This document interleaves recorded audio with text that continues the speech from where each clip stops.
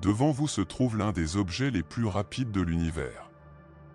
Sa vitesse de rotation dépasse des centaines de fois celle des hélices d'hélicoptères et sa masse est d'environ 2,5 fois celle du Soleil. Malgré son poids colossal, sa taille est si petite qu'il s'inscrirait facilement dans les limites de la ville de New York. Il s'agit du pulsar J0952-0607, l'étoile à neutrons la plus lourde jamais détectée par la science. Ce pulsar tourne à une vitesse étonnante, 707 fois par seconde, dépassant même la vitesse des pales d'un mélangeur ou d'une turbine d'avion. Mais qu'est-ce qui le pousse à tourner à un tel rythme? La réponse se trouve dans une ancienne étoile voisine, une naine blanche. Ce petit mais dense vestige stellaire est piégé par la gravité du pulsar. Au fur et à mesure que le rayonnement intense et la force gravitationnelle l'affectent, sa matière commence à se détacher, formant un flux de plasma extrêmement chaud qui est absorbé par le pulsar, lui donnant encore plus d'énergie pour continuer à tourner. Cependant, ce processus n'est pas sans danger. La naine blanche se désintègre, cédant sa masse au pulsar jusqu'à ce qu'elle disparaisse presque. Pendant ce temps, le pulsar gagne tellement de matière qu'il risque de dépasser sa masse critique. Si cela se produit, la pression de sa propre gravité pourrait le faire s'effondrer, devenant un trou noir. Les étoiles à neutrons, comme celle-ci, sont parmi les corps les plus extrêmes et les plus énigmatiques du cosmos. Son origine se produit lorsqu'une étoile massive, d'au moins 8 fois la masse du Soleil, épuise son combustible nucléaire. À ce moment-là, son noyau perd la capacité de résister à la gravité et s'effondre rapidement. Ce processus génère des températures de plusieurs milliards de degrés, provoquant une gigantesque explosion appelée supernova. Ce qui reste après cette catastrophe, c'est le noyau stellaire, aujourd'hui converti en étoile à neutrons. Bien que ces étoiles aient généralement une masse de 1,4 fois celle du Soleil, leur taille est minuscule en comparaison, seulement entre 10 et 12 km de rayon. Pour l'imaginer, pensez à comprimer le Soleil, qui mesure environ 1,4 million de kilomètres de diamètre, jusqu'à ce qu'il s'intègre confortablement dans une ville comme New York. Ce niveau de compression se traduit par une densité énorme. Selon la NASA, une simple cuillère à café de matière provenant d'une étoile à neutrons pèserait environ 1 milliard de tonnes sur Terre, soit l'équivalent de 3000 Empire State Building ou le poids total de toute l'humanité. Même un fragment de la taille d'un morceau de sucre traverserait la planète comme du beurre, alimenté par son incroyable masse. Un autre aspect surprenant est sa température. Sa superficie peut atteindre entre 600 000 et 1 million de degrés Celsius, et juste après sa formation, elle peut dépasser 10 millions. Malgré cela, la surface reste solide, probablement recouverte d'une croûte de fer de plus d'1 kilomètre d'épaisseur. Ce qui se cache en dessous reste un mystère, car les conditions sont impossibles à recréer dans les laboratoires terrestres. Certains scientifiques pensent qu'à l'intérieur, les protons et les neutrons se désintègrent en particules plus élémentaires appelées quarks, formant ce qui pourrait être une matière de quark exotique. La gravité de ces étoiles est également étonnante. Comparée à eux, la force gravitationnelle du Soleil ou même celle de Jupiter semble insignifiante. Pour s'échapper d'une étoile à neutrons, un vaisseau spatial devrait atteindre des vitesses proches de la moitié de la vitesse de la lumière. Si vous larguiez un objet léger à sa surface, l'impact générerait une explosion comparable à des milliers de bombes à hydrogène. Les étoiles à neutrons sont parmi les phénomènes les plus extraordinaires de l'univers. Il en existe plusieurs types, et certains sont si inhabituels que, lorsqu'ils ont été découverts, on a pensé qu'ils pourraient être des signes de vie extraterrestre. En 1967, des scientifiques britanniques ont détecté des émissions radio extrêmement régulières, comme si quelque chose pulsait avec une précision mécanique. Bien qu'on ait d'abord cru qu'il pouvait s'agir d'une intelligence extraterrestre, il a été prouvé plus tard qu'il provenait d'une étoile à neutrons qui tournait et émettait périodiquement des radiations. C'est ainsi que les pulsars sont nés. La vitesse de rotation extrême de ces étoiles s'explique par la conservation du moment angulaire. Imaginez une patineuse qui tourne sur la glace, en rapprochant ses bras de son corps, elle tourne plus vite. De même, lorsqu'une étoile s'effondre, sa taille est considérablement réduite et elle commence à tourner à une vitesse croissante, atteignant des dizaines, voire des centaines de tours par seconde. Au fil du temps, les étoiles à neutrons ont tendance à ralentir leur rotation, ne tournant qu'environ 8 fois par seconde, voire moins.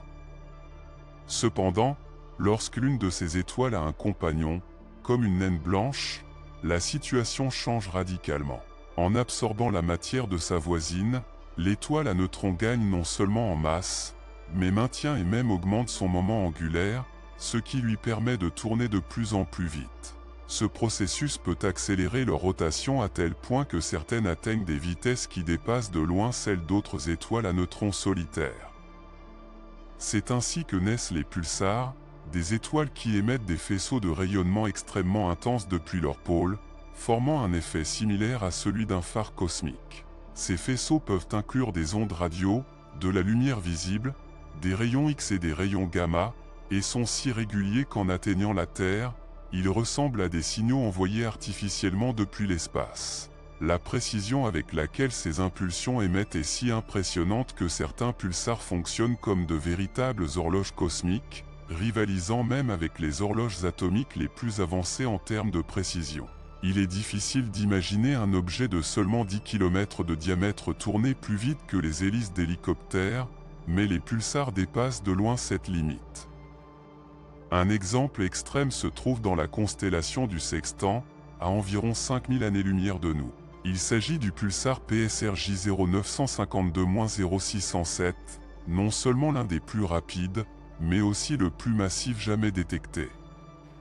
Alors qu'une étoile à neutrons ordinaire a généralement environ 1,4 fois la masse du Soleil, ce pulsar a environ 2,4 masses solaires, se rapprochant dangereusement du point où sa propre gravité pourrait le faire s'effondrer en un trou noir.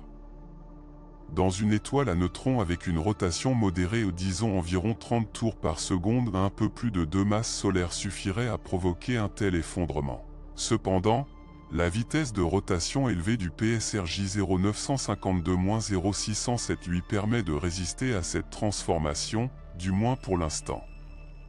Sa vitesse de 707 rotations par seconde est essentielle pour le maintenir stable, même si cette stabilité ne durera pas éternellement. Pendant des années, les astronomes se sont demandé comment il pouvait tourner si vite et être si massif. L'explication la plus probable était l'existence d'une étoile compagnon à partir de laquelle elle absorbait de la matière, augmentant ainsi son énergie et sa masse. Finalement, cette théorie s'est confirmée, une étoile, peut-être une naine blanche, orbite autour du pulsar à une vitesse de 236 km par seconde, tout en étant lentement dévorée. Ces types de pulsars sont surnommés « veuves noires », car ils consomment leurs compagnons étoiles à mesure qu'ils deviennent plus puissants. Pourtant, il y a des limites que même ces monstres ne peuvent éviter. Avant même d'avoir fini d'absorber complètement son compagnon, le pulsar PSR J0952-0607 s'effondrera probablement dans un trou noir lorsqu'il atteindra ou dépassera 3 masses solaires. Si un tel pulsar apparaissait, par exemple, en orbite autour de Mars ou de Jupiter, son champ gravitationnel et son rayonnement anéantiraient les planètes les plus proches. Le chaos se répandrait dans tout le système solaire, les orbites des planètes s'effondreraient, l'atmosphère terrestre s'évaporerait instantanément et sa surface serait complètement calcinée.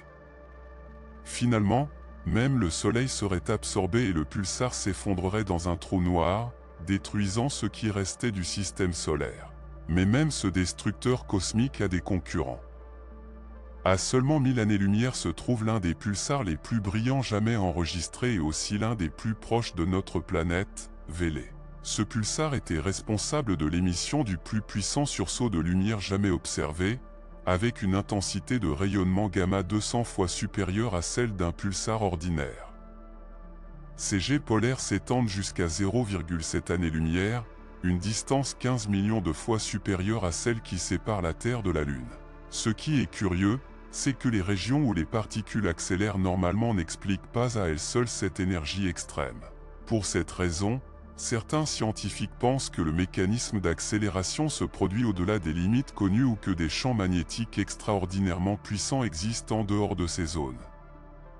Une autre théorie pointe du doigt les vents stellaires de particules comme responsables de cette accélération colossale. L'une des découvertes les plus intéressantes à propos de Vélez est son son. Bien que ces émissions soient des ondes radio, les scientifiques de la NASA ont converti ces signaux en un format audible par les humains. Le résultat ressemble au bruit des pales d'un hélicoptère ou au rugissement d'un moteur. De plus, en tant qu'étoile à neutrons, Vélez possède un champ magnétique étonnant, environ 2 billions de fois plus fort que celui de la Terre. Cependant, même ce niveau est dépassé par un autre type d'étoile encore plus dangereux, le magnétar. On estime qu'un effondrement de supernova sur 10 donne naissance à un magnétar, une variante d'étoile à neutrons avec les champs magnétiques les plus puissants connus dans tout l'univers. Sa force est telle que si un être humain se trouvait à quelques milliers de kilomètres de l'un d'eux, son corps se désintégrerait immédiatement, car le champ magnétique modifierait directement la structure atomique de son organisme. Les étoiles à neutrons les plus extrêmes, les magnétars, sont capables d'émettre des sursauts gamma et X avec une énergie colossale. Son champ magnétique est si puissant qu'il peut ralentir sa rotation, la réduisant à un tour complet toutes les quelques secondes, voire toutes les minutes. Cependant, même ces corps compacts et denses ne peuvent pas résister à l'intensité de leur propre champ magnétique. De temps en temps, la tension accumulée provoque de véritables tremblements de terre stellaires dans la croûte solide du magnétar, générant des fissures et libérant d'énormes quantités d'énergie de son intérieur. Dans ces moments-là, ils deviennent plus dangereux que jamais. Lors de l'une de ces violentes secousses, un magnétar peut libérer en quelques millisecondes autant d'énergie que le Soleil en émet en une année entière. Si l'un de ces sursauts se produisait à seulement 10 années-lumière de la Terre, le rayonnement serait suffisant pour détruire complètement la couche d'ozone. Heureusement, le magnétar connu le plus proche, XTEJ 1810-197, se trouve à environ 8000 années-lumière, ce qui nous protège du danger pour le moment. Cependant, si un magnétar se trouvait entre 4000 et 6000 années-lumière, l'une de ces explosions pourrait affecter partiellement notre atmosphère. Les premiers effets notables comprendraient des pannes électriques et des erreurs dans les systèmes de navigation GPS. Alors que nous essayons de comprendre la cause du chaos, le rayonnement gamma endommagerait gravement les réseaux électriques et les communications par satellite. Maintenant, imaginez un scénario encore plus extrême. Que se passerait-il si un magnétar remplaçait le Soleil? Supposons qu'une sphère de seulement 8 mm, mais avec 1,5 fois la masse du Soleil, soit placée à la place du Soleil. La vie sur Terre serait instantanément éteinte. Le magnétisme de cet objet est un quadrillion de fois plus fort que celui du Soleil. Cela éliminerait immédiatement l'atmosphère terrestre, laissant la surface exposée à des radiations mortelles qui briseraient les liaisons chimiques de pratiquement tous les éléments. Les planètes les plus proches du nouveau Soleil seraient les premières à disparaître. Mercure, par exemple, verrait son orbite déformée et commencer à se désagréger sous l'immense force gravitationnelle et magnétique. Si vous vous approchiez suffisamment, il se désintégrerait atome par atome. Vénus, la Terre et Mars subiront le même sort. Les géantes gazeuses, telles que Jupiter et Saturne, pourraient résister un peu plus longtemps, en fonction de la durée pendant laquelle le magnétar a conservé son énergie active. Les magnétars consomment rapidement leur énergie. Après environ 10 000 ans, ils commencent à perdre de leur force et leur champ magnétique diminue considérablement. Cette courte durée de vie est l'une des raisons pour lesquelles ils sont si rares dans l'univers. Les pulsars, une autre classe d'étoiles à neutrons, peuvent exister pendant des milliards d'années, ce qui leur donne le temps de participer à des événements extraordinaires. L'une des plus curieuses est que certains pulsars peuvent avoir des systèmes planétaires. Un cas notable est PSRB 1257+12, situé à 2300 années-lumière, qui possède 3 planètes, Super-Terre, des corps rocheux plus grands que notre planète. Un autre exemple est PSRJ 2007+3120, qui possède au moins 2 exoplanètes, qui orbitent autour de l'étoile toutes les 1,9 et 3,6 années terrestres. Ce type de système est très rare, sur les milliers d'exoplanètes découvertes. Seule une quinzaine environ ont été trouvées en orbite autour de pulsars, ce qui ne représente que 0,5% du total connu. Les conditions sur ces mondes doivent être extrêmes et peu propices à la vie telle que nous la connaissons. Si la vie devait exister là-bas, ce serait comme vivre dans une fête sauvage et dangereuse, intense, lumineuse et pleine de risques mortels. De plus, les planètes qui tournent autour des pulsars ne suivent pas des orbites circulaires comme celles de notre système solaire, mais des trajectoires très elliptiques. Cela ajoute encore plus d'incertitudes sur la façon dont ces systèmes violents se sont formés. Certaines théories suggèrent que les planètes proviennent des débris éjectés par la supernova qui a créé le pulsar, ou même de ce qui restait d'une étoile compagnon qui a été absorbée. Une autre possibilité est que les pulsars capturent les planètes proches en utilisant leur puissante gravité. Au moment où vous lisez ceci, plus de 100 supernovas se produisent quelque part dans l'univers. Certaines d'entre elles donneront naissance à de nouvelles étoiles à neutrons, d'autres, aux trous noirs. Chacune de ces explosions continue de façonner le cosmos et de créer de nouveaux mystères à découvrir. Ces géants célestes étaient non seulement énormes, mais si colossaux que leur taille leur permettait d'absorber la force des explosions qui auraient autrement soufflé leurs couches externes dans l'espace. Au lieu de cela, ces anciennes étoiles ne faisaient que connaître des implosions. Leurs noyaux se sont effondrés en de minuscules trous noirs, tandis que leurs couches externes sont restées intactes. Si vous pouviez observer de près l'un de ces événements, vous ne remarqueriez probablement aucun changement externe. Cependant, à l'intérieur, un bébé trou noir commencerait à dévorer l'étoile de l'intérieur. Au début, ce trou noir est minuscule, mais tourne rapidement, générant un disque de matière incandescente qui l'entoure à des vitesses proches de celles de la lumière. Il n'y a plus de limite à la quantité de gaz qu'il peut consommer, car la pression stellaire elle-même dirige le matériau directement vers lui. La friction à l'intérieur du disque d'accrétion augmente sa température, libérant de grandes quantités de rayonnement et faisant briller l'étoile avec une intensité comparable à celle d'une galaxie miniature. Ces quasi-étoiles, si elles existaient vraiment, ont grandi plus vite que n'importe quel trou noir que nous ayons jamais observé. En l'espace de quelques millions d'années, certaines ont atteint des tailles si impressionnantes qu'elles ont même surpassé des étoiles géantes telles que Stevenson février 2018, UYQT ou le colossal trou noir TON 618. Certains auraient pu avoir un diamètre comparable à celui de l'ensemble du système solaire, voire plus. Mais une telle taille pose ses propres problèmes. Plus une quasi-étoile est grande, plus sa durée de vie est courte. Alors que notre Soleil vivra environ 10 milliards d'années au total, ces étoiles colossales n'ont survécu que quelques millions avant d'exploser violemment, libérant un trou noir affamé qui continuerait de croître en dévorant tout sur son passage. Et si une quasi-étoile errante apparaissait dans notre voisinage cosmique, sa gravité modifierait les orbites des planètes, provoquant un chaos total dans le système solaire. Avant même d'arriver complètement, la Terre connaîtrait déjà une augmentation drastique de la température et de la luminosité, rendant la surface inhabitable. Finalement, la planète serait engloutie par cette étoile monstrueuse, bien qu'à ce moment-là, toute vie aurait disparu. Les trous noirs centraux de ces quasi-étoiles auraient pu servir de graines pour les trous noirs supermassifs qui sont maintenant au centre de la plupart des galaxies. En fait, ils auraient pu influencer la formation même de ces structures cosmiques, en générant des ondes gravitationnelles et en modélisant la distribution des étoiles dans l'univers primitif. De plus, le rayonnement intense émis par ces étoiles aurait pu affecter l'habitabilité des mondes proches, influençant indirectement l'émergence de la vie ou sa disparition. Bien que les quasi-étoiles n'existent plus dans l'univers aujourd'hui, les scientifiques pensent que d'autres vestiges anciens pourraient survivre, des trous noirs primordiaux, de la taille d'un astéroïde. Ces singularités théoriques, qui ont émergé peu de temps après le Big Bang, pourrait continuer à flotter dans l'espace et finir par se retrouver à l'intérieur de nuages de gaz où de nouvelles étoiles se forment. S'il se faufile dans le noyau d'une étoile, même une étoile de la masse de Pluton pourrait croître énormément en seulement quelques centaines de millions d'années.